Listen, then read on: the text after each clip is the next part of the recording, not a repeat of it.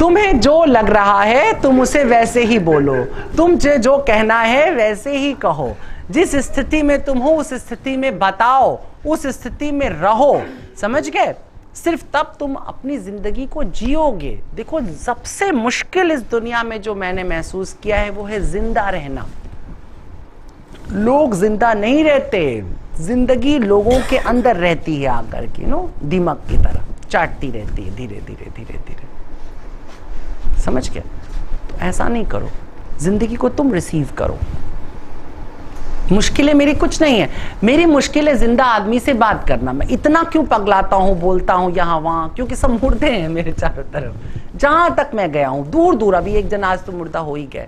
खैर, बहुत सारी दुनिया में मैं गया, बड़े बड़े लोगों के पास, अचंभित कर देने वाले लोगों के पास मैं गया। वो बुरे नहीं है, वो सिर्फ सामान्य है। जिंदगी उनको जी रही थी, वो नहीं जिंदगी को जी रहे थे। और जिंदगी अपने टाइम से जी करके चली जाती है सबको। जैसे घर में मेड आती है ना, बर्तन मांजी, निकल गई, चली गई। वो प्रेम नहीं करने आती आपसे, सिर्फ बर्तन मांजने आती है। ठीक है, ऐसे जिंदगी आती है। आपको काया, आपके शरीर का इसने इस्तेमाल किया और चली गई चुपचाप। तुम सोचो, तुम क्या अब तक आज तक जिंदा हुए हो? नहीं हुए हो।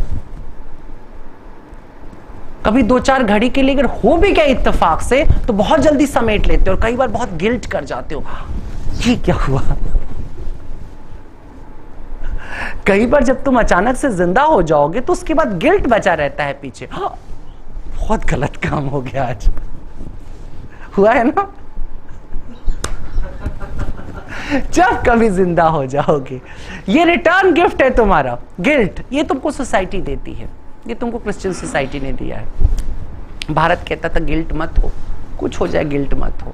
कैसे? इसलिए हमारे यहाँ जो भगवान हुआ उसने सब गंदे काम कर दिए, जितने गंदे काम थे सब। वो समझ में नहीं आते हैं मुसलमान लोगों को, ईसाई लोग कहते हैं कैसा भगवान था, और तो कपड़े चुरा के भागता था, तो इतनी बीवियां रखता था, तो दारू पीता था, तो लड़ता था, लड़ाई में से भाग जाता था, तो उसकी प्रतिज्ञा टूट गई, और फलाना हो गया, ढिकाना हो गया ना। ये सब कुछ कैसा भगवान था? वो भगवान था। वो तेलुगु की रामायण में लिखता है कि दशरथ की मृत्यु के बाद राम फूट फूट करके रोए, राम फूट फूट करके रोए, क्योंकि वो भगवान थे। फोर्स करता है उस पर। भगवान नहीं होते तो शायद नहीं रोते, क्योंकि इतनी बड़ी हाइट पे बैठा व्यक्ति अपनी इमेज का ख्याल करता और रोता नहीं। लेकिन वो भगवान थे, उनको पता है पिता की मृत्यु हुई है तो रोना अनिवार्य है, क्योंकि सारे मनुष्य रोएंगे पिता की मृत्यु पर। यदि मैं नहीं रोया तो बहुत सारे लोग जो मुझे आधार बना करके चलेंगे वो पिता की मृत्यु पर नहीं रोएंगे। अंडरस्टैंड? लेकिन सिर्फ अहंकार में, इसलिए राम फूट करके रोता है। इसलिए सीता के जाने पर वो चिल्ला चिल्ला के पूछता है, हे खगमृग, हे मधुकर श्रेणी, तुम देखी सी। ये डिप्रेशन का शिकार मजनू ऐसा करता था, जैसा टीलों से पूछ रहा है, पेड़ से पूछ रहा है, पहाड़ से पूछ रहा है। पर ये सब उसने किया क्योंकि तुम अगर कल करो तो ये कोई, तुम अपने को मजनू ना समझ के भगवान रामचंद्र समझो। इस डिफरेंस के लिए किया। तुम्हें गिल्ट से बचाया। तुम ये मत सोचो कि तुम दीवाने हो गए हो, ऐसा होगा। तुम इंसान हो इसलिए ये सब चीजें तुम्हारे ऊपर से घटेंगी, और जब घटेंगी तो तुम इसको आराम से जियो, मस्ती से जियो। क्यों नहीं? रोने का मन है तो मैं रोऊंगा। अगर तुम चिल्ला करके फूट करके रो नहीं सकते हो तो तुम्हारी सारी हंसी झूठी होगी। याद रखना, अगर तुम उछल के कूद के नाच नहीं सकते हो तो तुम्हारी सारी गंभीरता नकली होगी। केवल वही व्यक्ति गंभीर होगा जो बिल्कुल बिंदास नाचा होगा। अगर तुम नग्न नहीं हो सकते हो तो तुम्हारे सारे कपड़े बेशर्मी का लिबास हैं, सब बेशर्मी का लिबास है। ढके हुए लोग ज्यादा बेशर्म होते हैं उन लोगों से जो नंगे घूमते हैं। याद रखना। इसलिए जिंदगी के अंदर ये जो हमने जो बैरियर्स लगाए हैं, ये बैरियर्स तोड़ना पड़ेगा तुम्हें, उससे बाहर निकल। समाज के बैरियर मत तोड़ो, ये इसकी कोई जरूरत नहीं। बुर्का नहीं पहनेंगे हम, ये इससे क्या मतलब? मत पहनो बुर्का, छोड़ दो इस्लाम।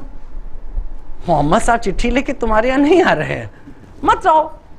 तुमको हिंदू नहीं अच्छे तो मत जाओ किसी देवी देवता के यहाँ। विश्वनाथ जी दौड़ेंगे थोड़ी ना, कह रहे बेलपत्ती नहीं लाए, दूसरे लोग चढ़ाएंगे। इसका कोई मतलब नहीं है, इसका कोई अर्थ नहीं। मैं दिल्ली में था, मेरे सामने कश्मीरी पंडित रहते थे, वो देख कर आए, oh my God, Paresh Rawal की। सावन का दिन पड़ा था तो आए बैठे थे, तो हमसे उन्होंने कहा कि हम लोग दूध रोज चढ़ा रहे हैं, लेकिन एक बात आपसे पूछनी थी कि कोई दोष तो नहीं, हम लोग पैकेट वाला दूध जाकर रखते थे उनके ऊपर। हमने कहा क्यों? बोले नहीं वो ओ माय गॉड देखा तो हम लोगों ने, तो दूध जो बर्बाद होता है पसंद नहीं आया, तो हम लोगों ने सोचा पैकेट का दूध रहेगा तो इस्तेमाल हो जाएगा। तो हमने कहा तो पैकेट का दूध बाहर वो गरीब के हाथ में भिखमंगे के रख के आया करिए, वहां तक फिर पत्थर तक क्यों ले जाते हैं आप वहीं बाहर दे दीजिए। जब वहां से इंस्पायर होना था तो पूरा होना था ना। बोले नहीं नहीं उस पर डालने से क्या फायदा? हमने कहा फायदा कुछ ना, नुकसान एक है। आप जितने वरदान मांग के आएंगे वो सील पैक भेजेंगे, भगवान खुलेगा कभी नहीं।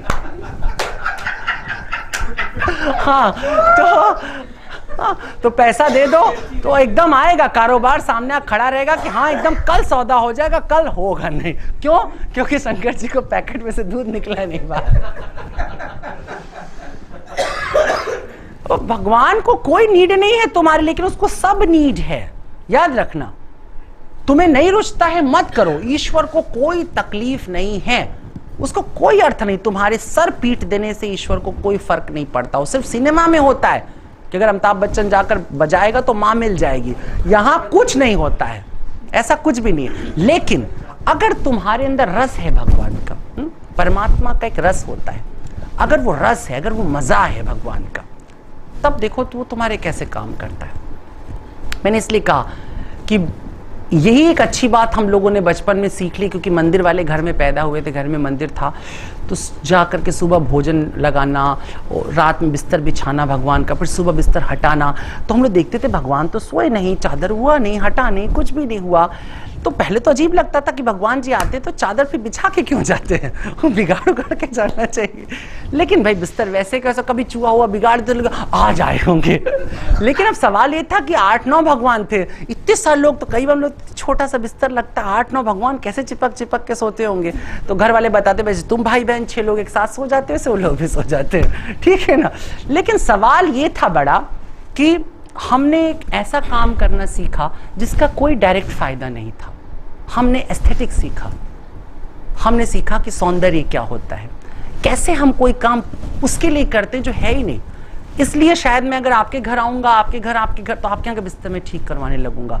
एक दिन में अगर आप कमरे में घुस जाओ, मुझे लगे ये खराब है, तो मेरे को 5 दिन कमरे में घूमेगा। अच्छा जा करके आशीष के कमरे में ये कैसे बदलवा दूं, वो कैसे बदल।